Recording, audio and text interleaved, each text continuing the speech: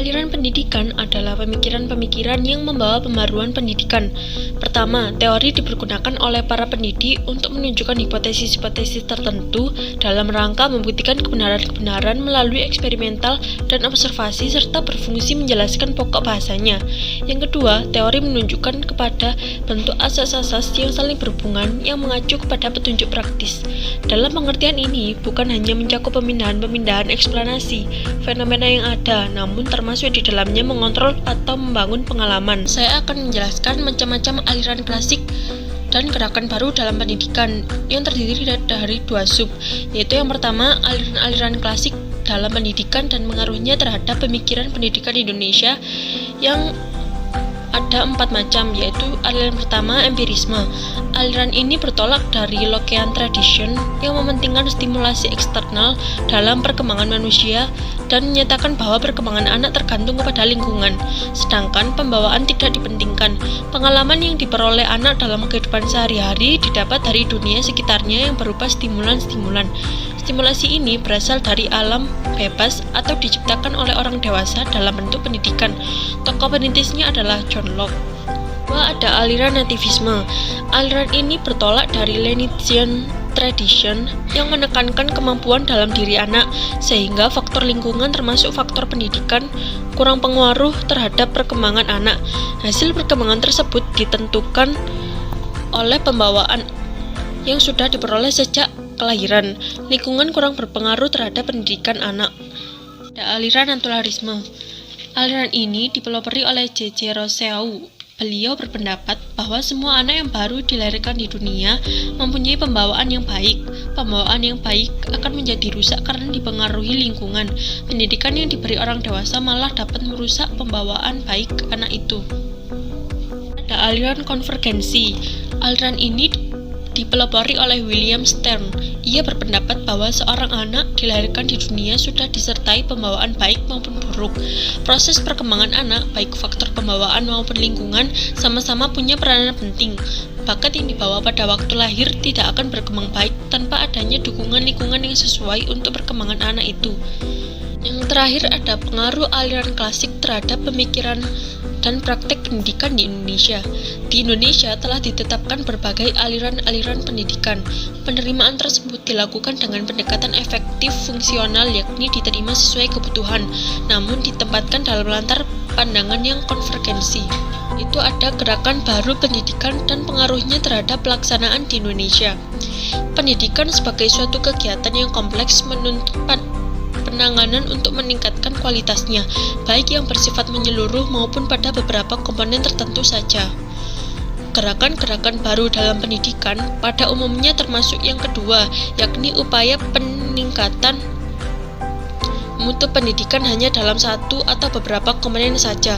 Meskipun demikian, sebagai suatu sistem, penanganan satu atau beberapa komponen itu akan mempengaruhi pola komponen lainnya. Beberapa gerakan baru tersebut memusatkan diri pada perbaikan dan peningkatan kualitas perbaikan belajar mengajar pada sistem persekolahan, seperti pengajaran alam sekitar, pengajaran pusat perhatian, sekolah kerja, pengajaran proyek, dan sebagainya. Gerakan-gerakan baru itu pada umumnya telah memberikan kontribusi secara bervariasi terhadap penyelenggaraan kegiatan belajar mengajar di sekolah. Gagasan dan pelaksanaan selalu dinamis, yaitu sesuai dengan dinamika manusia dan masyarakat. Sejak dulu, kini maupun di masa depan, pendidikan itu selalu mengalami perkembangan seiring dengan perkembangan sosial budaya dan ilmu pengetahuan dan teknologi. Dikarenakan adanya perkembangan, maka dibuatlah gerakan baru dalam dunia pendidikan yang terdiri dari pengajaran alam sekitar, pengajaran pusat perhatian, sekolah kerja, pengajaran proyek, dan sebagainya. Gerakan baru dalam pendidikan yang pertama yaitu gerakan pengajaran alam sekitar yang mendekatkan anak dengan sekitarnya. Perintis gerakan ini antara lain F.R.A. Finger yang lahir pada tahun 1808 dan wafat tahun 1888 di Jerman dengan Heimat Kunde, dan Jellic Hart yang lahir pada 1859 sampai 1916 di Belanda dengan Het Volleleven. Keuntungan pengajaran alam sekitar ini adalah yang pertama, objek alam dapat membangkitkan spontan anak-anak yang akan mendorongnya melakukan kegiatan dengan sepenuh hati. Yang kedua, anak-anak selalu didorong untuk aktif dan kreatif. Dan yang terakhir, anak-anak dijadikan subjek bagi alam sekitarnya. Baik, di sini saya akan menjelaskan tentang pengajaran pusat perhatian. Pusat pengajaran perhatian sendiri dirintis oleh Ovid de Minat de Clory pada tahun 1871 sampai 1932 dari Belgia dengan pengajaran melalui pusat-pusat minat. Di samping pendapatnya tentang pengajaran global, pendidikan menurut de Clory berdasar pada 9 École pour et vie par la vie, sekolah oleh hidup dan untuk hidup. Di sini ada asas-asas pengajaran pusat perhatian.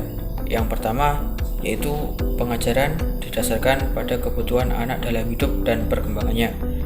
Yang kedua, setiap beban harus merupakan keseluruhan. Yang ketiga, anak harus didorong dan dirangsang untuk selalu aktif dan dididik untuk menjadi anggota masyarakat yang dapat berdiri sendiri dan bertanggung jawab. Yang keempat, harus ada hubungan kerjasama yang erat antara rumah dan keluarga. Selanjutnya, kita akan membahas tentang sekolah kerja. Sekolah kerja merupakan titik kulminasi dari pandangan yang mementingkan keterampilan dalam pendidikan. J.A. Comenius pada tahun 1592 sampai 1670 menekankan agar pendidikan mengembangkan pikiran, ingatan, bahasa, dan tangan. Dengan kata lain, sekolah berkewajiban menyiapkan warga negara yang baik, yaitu dengan yang pertama, tiap orang adalah pekerja dalam salah satu lapangan jabatan. Tiap orang wajib menyumbangkan tenaganya untuk kepentingan negara. Yang ketiga, dalam menunaikan kedua tugas tersebut, haruslah selalu diusahakan kesempurnaannya, agar dengan jalan itu tiap warga negara ikut membantu mempertinggi dan menyempurnakan kesusilaan dan keselamatan negara. Selanjutnya, kita akan berlanjut pada pengajaran proyek. Dalam pengajaran proyek ini, anak bebas menentukan pilihannya, merancang serta memimpinnya. Proyek yang ditentukan oleh anak mendorongnya mencari jalan pemecahan bila dia menemui kesukaran. Anak dengan sendirinya giat dan aktif karena sesuai dengan apa yang diinginkannya. Dalam pengajaran proyek, pekerjaan dikerjakan secara berkelompok untuk menghidupkan rasa gotong royong. Adapun langkah-langkah pokok pengajaran proyek, yang pertama yaitu persiapan, yang kedua kegiatan belajar, dan yang ketiga penilaian. Di sini ada dua aliran pokok pendidikan di Indonesia. Yang pertama yaitu Perguruan Kebangsaan Taman Siswa dan Ruang Pendidikan INS Kayu Tanam. Kedua aliran tersebut dipandang sebagai tonggak pemikiran tentang pendidikan di Indonesia. Kita akan membahas mengenai tentang Perguruan Kebangsaan Taman Siswa. Perguruan Kebangsaan Taman Siswa ini didirikan oleh Ki Hajar Dewantoro pada tanggal 3 Juli 1932 di Yogyakarta, yakni dalam bentuk yayasan. Perguruan ini mempunyai asas yang pertama yaitu setiap orang mempunyai hak mengatur dirinya sendiri dengan terbitnya persatuan dalam peri kehidupan umum. Yang kedua, pengajaran harus memberi pengetahuan yang berfaedah dalam arti lahir dan batin dan dapat memerdekakan diri. Yang ketiga, pengajaran harus berdasar pada kebudayaan dan kebangsaan sendiri. Yang keempat, pengajaran harus tersebar luas sampai dapat menjangkau kepada seluruh rakyat. Yang kelima, bahwa untuk mengajar kemerdekaan hidup yang sepenuhnya lahir maupun batin, hendaknya diusahakan dengan kekuatan sendiri. Tujuan Taman Siswa ini yang pertama sebagai badan perjuangan kebudayaan dan pembangunan masyarakat tertib dan damai. Yang kedua, membangun anak didik menjadi manusia yang merdeka, lahir dan batin, luhur akal budinya, serta sehat jasmaninya untuk menjadi anggota masyarakat yang berguna dan bertanggung jawab atas keserasian bangsa, tanah air, serta manusia pada umumnya. Yang kedua ada Ruang Pendidik INS Kayu Tanam atau yang disebut juga Indonesische Nederlands School adalah suatu lembaga pendidikan menengah swasta yang bercorak khusus yang didirikan oleh Muhammad Sejafi pada tanggal 31 Oktober 1926. Ruang pendidik INS Kayu Tanam memiliki 5 asas. Yang pertama, berpikir logis dan rasional. Yang kedua, keaktifan atau kegiatan. Yang ketiga, pendidikan masyarakat. Yang keempat, memperhatikan pembawaan anak. Yang kelima, menentang intelektualisme atau kecurigaan yang terus-menerus terhadap alam pemikiran beserta semua orang yang dianggap mewakili alam pemikiran itu. Tujuan ruang pendidikan INS Kayu Tanam adalah 1. Mendidik rakyat ke arah kemerdekaan. Yang kedua, memberi pendidikan yang sesuai dengan kebutuhan masyarakat. Yang ketiga, mendidik para pemuda agar berguna untuk masyarakat. Yang keempat, menanamkan kepercayaan terhadap diri sendiri dan berani bertanggung jawab. Yang kelima, mengusahakan mandiri dalam pembiayaan. Hasil yang dicapai oleh ruang pendidik INS Kayu Tanam adalah: yang pertama, telah berhasil menemukan gagasan tentang pendidikan nasional, lembaga-lembaga pendidikan dari Taman Indria sampai Sarjana Wiyata. Yang kedua, telah melahirkan alumni-alumni besar di Indonesia seperti Tan Malaka dan Abdul Haris Nasution. Yang ketiga, ada Gerakan Pendidikan Muhammadiyah. Muhammadiyah didirikan oleh seorang yang bernama Kiai Haji Ahmad Dahlan pada tanggal 8 Zulhijjah 1330 Hijriah atau 18 November 1912 Masehi di Yogyakarta. Ia mendirikan organisasi Muhammadiyah sebagai organisasi yang menghembuskan jiwa pembaharuan pemikiran Islam di Indonesia, bergerak di berbagai bidang kehidupan umat. Nama Muhammadiyah berasal dari kata Muhammad, yaitu nama Rasulullah SAW, dan diberi tambahan ya nisbah dan ta marbutah yang berarti pengikut Nabi Muhammad SAW. Usaha dan kegiatan Muhammadiyah dapat dikelompokkan ke dalam 4 bidang. Yang pertama, bidang keagamaan yang meliputi memberikan ibadah, akhlak, dan muamalah yang didasarkan oleh Al-Quran dan hadis. Yang kedua, ada bidang pendidikan yang meliputi pendidikan yang berorientasi kepada perpaduan antara sistem pendidikan umum dan sistem pesantren.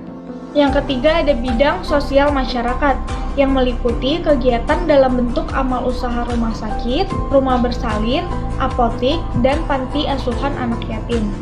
Yang keempat, ada bidang partisipasi politik, di mana Muhammadiyah bukan partai dan underbow partai politik, tetapi sebagai partisipatif politik Muhammadiyah dalam bentuk amar ma'ruf nahi munkar, yaitu mengajak pada kebaikan dan menjauhi pada keburukan, dan memberi panduan etika, moral, akhlak, karimah terhadap kebijakan-kebijakan pemerintahan dan masyarakat. Hubungan antara aliran klasik dalam pendidikan dengan gerakan baru pendidikan. Pemikiran-pemikiran dalam pendidikan itu berlangsung seperti diskusi yang berkepanjangan, yaitu pemikiran-pemikiran terdahulu selalu ditanggapi dengan pro dan kontra oleh pemikiran-pemikiran berikutnya. Dari pemikiran-pemikiran tersebut terbentuklah aliran-aliran baru yang merupakan perkembangan suatu pola pikir manusia yang lebih baik dengan mengikuti aliran-aliran dalam pendidikan. Pemahaman terhadap berbagai aliran pendidikan memiliki arti yang sangat penting ketika seseorang pendidik ataupun calon peserta didik hendak menangkap hakikat dari setiap dinamika perkembangan pemikiran tentang pendidikan yang tengah terjadi. Banyak macam-macam aliran pendidikan yang dapat diterapkan dalam pendidikan yang bisa menunjang keberhasilan suatu tujuan dari pembelajaran.